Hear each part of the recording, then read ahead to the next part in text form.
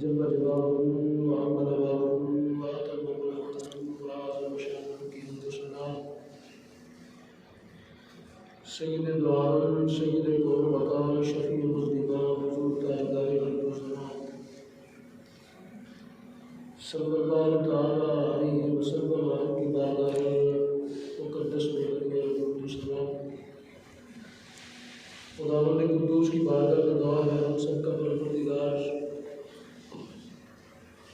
हमारी आज की नमाज़ की हाज़िरी को अपनी बारगाह में कबूल फरमाए। आमीन। रब्बुल आलमीन इसके तवस्सुल से हमें सलाह क़ुरान की माफ़ी अता फरमाए। आमीन। मुअज़्ज़ज़ व मुहतशम अज़ीज़ तलबा व तालिबात सामीन नाज़रीन,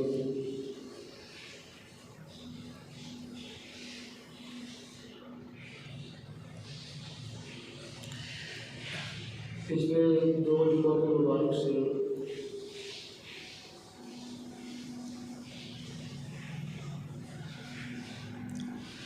उन दुआओं पर गुफ्तगू हो रही है तो हमें मक्का में एक उम्रा करने वाला शख्स या हज करने वाला शख्स जो है तो दुआएं मांगता है।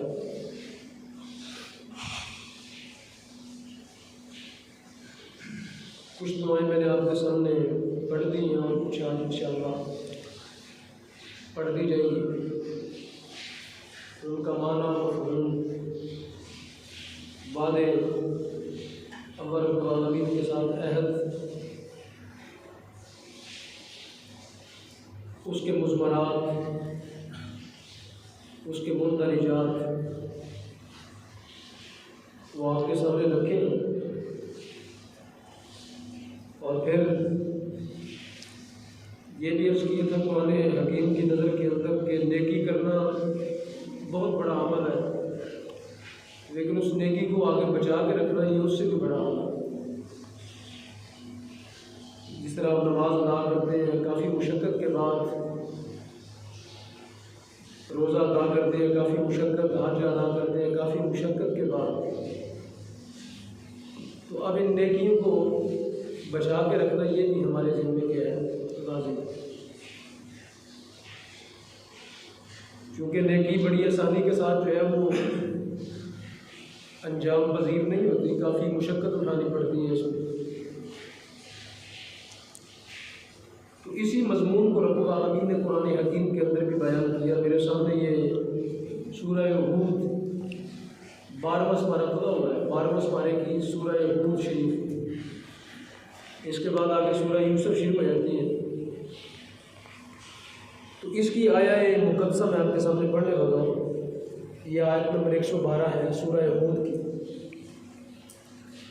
तो रब्बुल आलमीन ने यही बात कुरान हकीम के अंदर इरशाद फरमाई, फरमाया फस्तक़िम कमा उमिर्त, इस्तिकामत इख्तियार करो कमा उमिर्त, जिस तरह हुक्म दिया गया है तुमको। यानी मुराद है नेकी करने के बाद उस नेकी को बचा के रखना, अच्छा काम करने के बाद उस अच्छे काम की अहमियत को जानना, उसको हर शर से महफूज रखना, ये कुरान का हुक्म है। फस्तक़िम, इस्तिकामत इख्तियार करो। इस्तिकामत यही होती है ना कि नेकी की और फिर उस नेकी को ज़िंदा रखा, बार बार उस नेकी को किया, और नेकी की फिर उसको बचा के रखा, उसको किसी गदर की नज़र नहीं होने दिया। नेकी की जिस तरह के कुरान हकीम के अंदर आता है, 3रे पारे के अंदर शायद आता है, फरमाया गया कौल मारूफ, कि नेकी की बात करो, अच्छी बात करो, मिन सदका, ये उस सदके से बेहतर है। कौल मारूफ खैर मिन सदका, नेकी की बात कर दो ये उस सदके से बेहतर है। यतबउहा आज़ा, कि जिस सदके के बाद किसी को तकलीफ दी जाए, यानी नेकी करके किसी को जतवाना, सदका व खैरात करके क्या करना, जतवाना। फरमाया ये वाला सदका ना ही करो तो बेहतर है। इससे बेहतर यह है कि बात अच्छी बात कर दो, जिस सदके के बाद किसी को क्या दी जाए, तकलीफ दी जाए। सदका किया, खैरात की, किसी के काम आए, किसी को खाना खिलाया, किसी की और ज़रूरत को पूरा किया और बाद में फिर क्या किया, उस पर एहसान जतवाया। तो रब्बुल आलमीन फरमाते हैं ऐसी नेकी से बेहतर यह है कि ये नेकी ना की जाए, बल्कि इसके बदले के अंदर तुम माँ लोगों को अच्छी बात कर दो, यही काफ़ी है तुम्हारे। तो क्या मतलब, इस आया करीमा के अंदर भी ये बात बताई गई कि नेकी करने के बाद उसको ज़ाया मत करो, नेकी को संभाल के रखो। नेकी को क्या रखो, जिस तरह के आप पैसे कमाते हैं तो पैसे को आप क्या करते हैं, अब आगे की कमाई आप कमाते हैं तो अब आगे की कमाई को बड़े आप मुनासिब अंदाज में खर्च करते हैं, बड़ा संभाल के रखते हैं कि ये ज़रूरत के वक्त काम आएगी। तो पैसों से नेकी ज़्यादा महंगी है, पैसों से ज़्यादा कदर व कीमत किसकी है, नेकी की।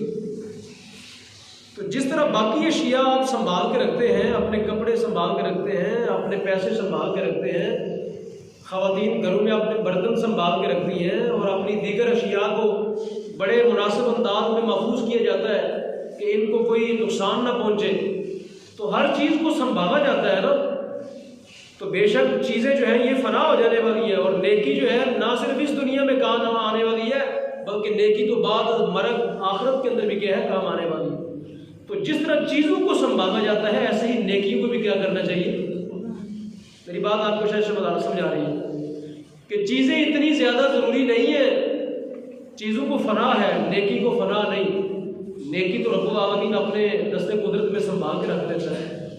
हर बंदे की नेकी जो है उसके नामा इमाल के अंदर महफूज कर दी जाती है, और उसका बदला उसको दुनिया और आखिरत दोनों के अंदर मिलता है। बंदा कहता है रब्बाना आतिना फिद दुनिया हसनतुन व फिल आखिरति हसनतुन, या अल्लाह दुनिया के अंदर भी मुझको खैर अता फरमा और आखिरत के अंदर भी मुझको क्या करना। तो बाद में जो आपको समझाना चाह रहा हूँ वो ये है कि नेकी करना भी बहुत बड़ी बात है, उस नेकी को संभाल के रखना ये उससे भी क्या है, बड़ी बात। जिस तरह मैंने मिसाल दी कि आप अपनी अशिया को संभालते हैं, जिन चीज़ों को आप कीमती समझते हैं आप उनके लिए अलमारियाँ बनाते हैं, आप उनके लिए संदूक ताले लगाते हैं, पेटियाँ बनाते हैं, क्योंकि आपने क्या करना होता है, आप समझते हैं कि ये मेरी चीज़ संभालने वाली है।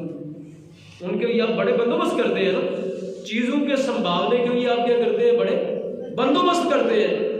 तो नेकियों के संभालने का भी तो बंदोबस्त होना चाहिए। नेकी करने के बाद बंदा क्यों ज़ाया करते हैं उसको। इसलिए चीज़ तो सिर्फ दुनिया में काम आएगी, आपके बर्तन आपके दुनिया में काम आएंगे, आपका सोना आपके दुनिया में काम आएगा, आपका पैसा आपकी दुनिया में काम आएगा, लेकिन नेकी तो कब्र के अंदर भी जाके काम आएगी। तो इसलिए सामने मोहतरम अपनी नेकियां इतनी आसानी से ज़ाया ना करें, ना उनको ज़ाया होने दें, ना ज़ाया करें। नेकी करें फिर उसको संभाल के रखें, फिर उसको क्या करें, संभाल के रखें। तो मैं यही बात करना चाहता हूँ कि जो बंदा उम्रा शरीफ करता है उसको उम्रा संभाल के रखना चाहिए, जिसने हज किया उसको अपने हज को संभाल के रखना चाहिए, जिसने नमाज पढ़ी उसको अपनी नमाज को संभाल के रखना चाहिए, जिसने कुरान पढ़ा उस कुरान को उसको क्या है, संभाल के रखना चाहिए। जिसने जो भी नेकी की, अपने वालिदैन की खिदमत की, अपने बच्चों को पाला पोसा पढ़ाया लिखाया, अपने आइज़ो अक़रबा के साथ नेकी की, जो भी नेकी की उसको उस नेकी को उसको क्या रखना चाहिए, संभाल। तो कुरान ने भी यही कहा, कुरान कहता है फस्तक़िम कमा उमिर्त, कुरान हकीम कहता है इस्तिकामत इख्तियार करो कमा उमिर्त, जिस तरह तुम्हें हुक्म दिया गया, जिस तरह तुम्हें दीन इस्लाम पर चलने का हुक्म दिया गया उस पर इस्तिकामत इख्तियार करो। मुराद है बार बार वो काम करो, बार बार वो काम करो, ये अपनी नेकियां संभाल के रखो। वमन ताबा माक, और फरमाया जो तौबा करेगा माँ का आपके साथ, मुराद है नबी अलैहिस्सलाम के साथ, कुरान के साथ, सुन्नत के साथ, वला ततगौ, और वो गुमराही इख्तियार नहीं करेगा। तो फरमाया इन्नहु बिमा तअमलून बसीर, फरमाया याद रख लो कि अल्लाह ताला की ज़ात तुम्हारा हर अमल देख रही है। चाहे तुम तौबा वाली नेकी इख्तियार करो, इस्तिकामत वाली नेकी इख्तियार करो, कुरान के साथ मोहब्बत वाला रिश्ता कायम करो, रसूलुल्लाह के साथ मोहब्बत वाला रिश्ता कायम करो, फरमाया तुम्हारा रब तुम्हारे हर अमल को क्या कर रहा है, देख रहा। तो सामने मोहतरम, ये कुरान हकीम की आयत जो है मैंने आपके सामने इसलिए पढ़ी ताकि इस बात का एहसास पैदा हो जाए कि नेकी को संभाल के रखना ये बड़ा ज़रूरी है। इतना आसान नहीं है कि आप इतनी मुशक्क़त से आएँ, घर से चल के आएँ, नमाज़ें अदा करें जमात के साथ और फिर इतनी मुशक्क़त के साथ पैसा कमाएं, ज़कात दें और बाद में क्या करें, उसको गमों के अंदर ज़ाया कर दें। तो ये कोई नहीं, मुनासिब बात नहीं।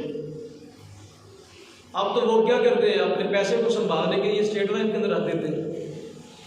पैसा संभालने का बंदोबस्त इतना, बैंक पूरे पूरे आबाद है, कई चेन्स आबाद है, बैंक लोगों ने खड़े कर दिए कि पैसा संभालेंगे हम तुम्हारा। कोई दुनिया में ऐसा काम बताओ जहाँ पे लोग ये कि नेकियां संभालो, कोई ऐसा बैंक बनाओ जहाँ पे लोगों की नेकियां भी संभाली जाए। पैसा संभालने के लिए तो बैंक बना दिए गए, स्टेट बैंक बना दिया गया, बाकी इदारे खड़े कर दिए गए कि हम क्या करेंगे, आपका पैसा सेव करेंगे। आपका क्या करेंगे, है ना? ऐसे ही ग्राउंड रियलिटीज में बात कर रहा हूँ ना, ये चीज़ें नजर आती हैं। आपके पैसा सेव करने के लिए कंपनी खड़ी कर दी गई, शेयर, हिस्स, स्टॉक एक्सचेंज और दीगर चीज़ें कि आपका पैसा महफूज हो जाएगा, आपका पैसा जो है बढ़ेगा, कारोबार में लगेगा। भाई कोई ऐसा इदारा बनाओ जहाँ पे लोगों की नेकियां भी सेव हो। हाँ, वो एक इदारा है जहाँ पे आपकी नेकियां सेव होती हैं, वो खुलूस नीयत, वो इस्तिकामत। वो कौन सा इदारा है? इस्तिकामत, खुलूस का, अल्लाह रब्बुल आलमीन की बारगाह में तवक्कुल का। ये वो इदारे हैं, ये वो जगह है जहाँ पे आपकी नेकियां सेव हो जाए। तो शामिल मोहतरम,